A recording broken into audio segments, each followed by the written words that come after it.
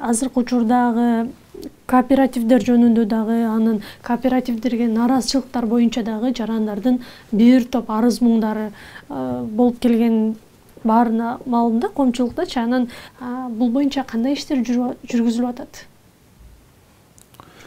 Кооператив бул кооперативге байланыштуу алдамчылык фактылары боюнча өзүңүздөргө маалым болгондой бир компанияга Ички иштер министри тарабынан кылмыш иштери, бир топ кылмыш иштери козголгон. Бизде да ошондой эле арыздар болгон кооперативтерге байланыштуу. Ал кылмыш иштерин бүгүнкү күндө Ички иштер министрлигине жөнөттүк. Чогуу бир өндүрүшкө алышты.